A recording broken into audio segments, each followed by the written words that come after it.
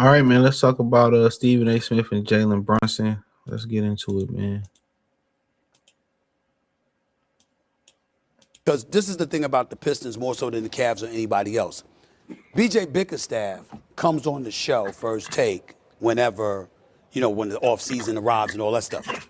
And he couldn't stop talking about how badly he wants the Knicks. Like, they will never beat us again, ever. And his players feel that way. Yeah. And then I watched the Knicks go into Detroit a few weeks ago and lose by 30. Yep. And I said, oh, shit. I'm really, really, really worried. They brought in the dog, though. Jose, he got that kind of mentality. Yeah, but he's not. That's not enough. Alvarado. That's not Alvarado. That's not enough. Sometimes you bring that mentality, though, just his Yeah, style. but Brunson and Mikal Bridges and OG Anunoby, they got enough of that. I'm looking at them and I'm like, I needed another dog. I needed a big boy.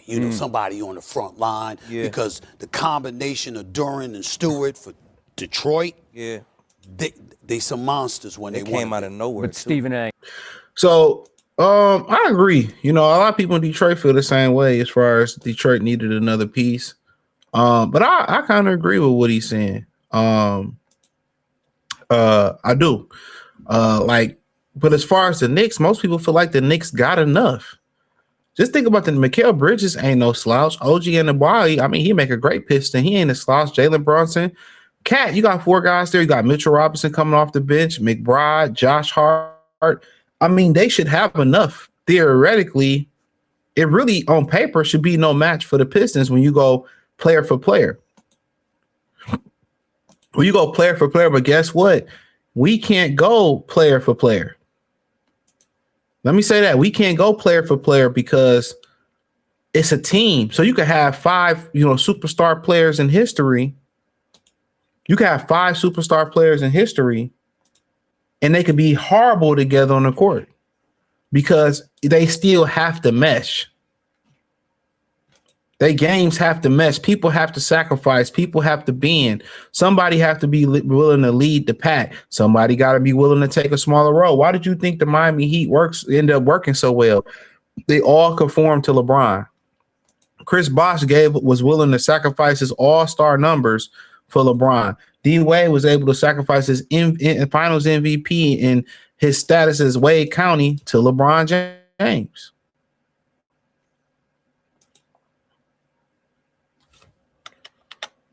Somebody has to sacrifice. And one thing about the Pistons is that they lost so bad, bro. And they wasn't losing like they were losing competitive. Like when Khalid Talib got there and said, well, they came out of nowhere. Well, we wasn't losing games. Like we was just losing. We didn't know how to close games out and win them. We were finding ways to lose games that we should have won, right? And everybody say, damn, the Pistons, 1 year they was unwatchable. I ain't gonna cap. A couple years ago, when they got the number 1 pick, they supposed to get the number 1 pick, they was unwatchable. I couldn't watch it no more. Okay. But they was just right there. And but it's the mentality that you set the tone. When you got, guys that lost that bad and they want to play for each other and they want to play for one another, right? When you have that, and then you got the coach who can young enough to connect with them, and also you got Dwayne Casey still around there. You got Dwayne Casey still hanging around there. He able to give him like some information, the tea on the other players there and what they like. He came in, man, and he knew him from playing them in a division, and they was able to connect. And I think Monty could have connected with them. I just think Monty didn't want to do the job. JB, he didn't want to do the job because he was feeling, I'm gonna be coaching Cleveland. I'm gonna be coaching Cleveland. That's what I'm gonna be doing, guys. And then they fired him. And then he was talking about, well, I'm gonna take some time off. Then, Detroit called and he said, him and Trajan Langdon did never cross paths. They had a meeting. Their visions align. Here we have it. So it all fell into place. He connect with the players. He feel how the players feel, but they respect him. But let's listen to Brunson and close it out. In Detroit, the shots you hit, right? Because part of building this allure and legacy from a fan's perspective are these moments. You realize the magnitude of that moment, right? And how you did it. That was a pretty insane moment. Yeah, it was crazy. I think that night, honestly, yeah, like seeing like the highlight of it was really cool. But I didn't really think about that until like the summer, like after the season. I'm like, damn, like, that was a cool moment. That was a really cool moment. And because their crowd, not gonna lie, their crowd was loud. Yeah. Detroit in the playoffs was crazy. Yeah. They were dope for their team. Yeah. So you're not surprised by how they kind of came out the gate this year? No.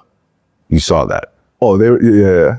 They kept saying up and coming team in Detroit. I'm like, they're not really up and coming. Like they're contending. Yeah. Like they're good.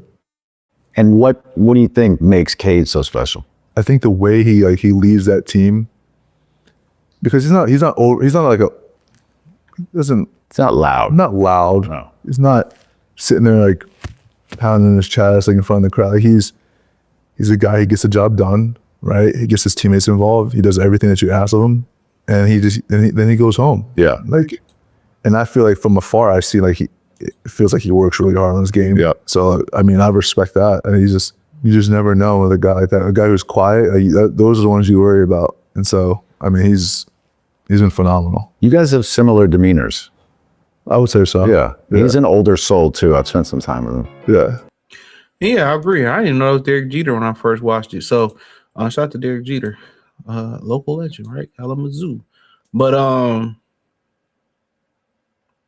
yeah, man. Yeah, I mean, respect. This is respect.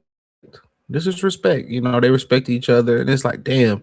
You know, we got Boston's number, and then Detroit come out of nowhere. And I know the Knicks fans feel that way. Like, damn, you know, Indiana, Tyrese Halliburton, he down. Right now, we got Boston number.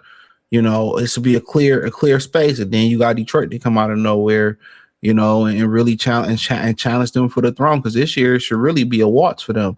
But then you got this team that y'all, you know, had a tough series with last year. You breaking in the new coach, which come playoff time this year, y'all should be fresher. Sound like everybody playing less minutes. Still a good defensive coach.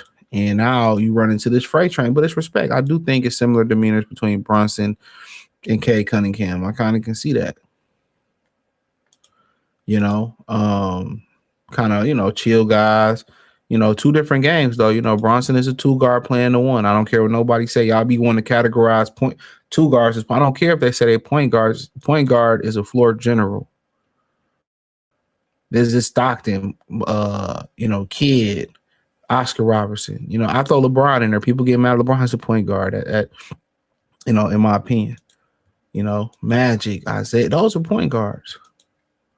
And Isaiah, you know, really could have been one of the leading scoring guards every year, but he sacrificed to be the proper floor general for the Pistons to win championships. This is, you know, I don't consider Westbrook. I don't care nothing about how many assists. I mean, how do you really get your team? And that's probably what the Knicks is missing. The Knicks is probably missing a true point guard, a true facilitator.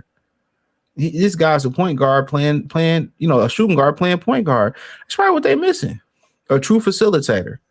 Somebody that can get them in the offense, get everybody, you know, everybody settled in, distribute the ball. I feel like that's what they missing. Missing a Rajon Rondo. Don't have to be a big name point guard, a Rondo, a Chris Paul, somebody that can get them in their offense. A lot of times he just worried about scoring so much, it take everybody out there rhythm. One thing about Cade, he try to get everybody in the rhythm and score when he has to, and I think that's the difference. But it's respect. It's respect, man. I love it.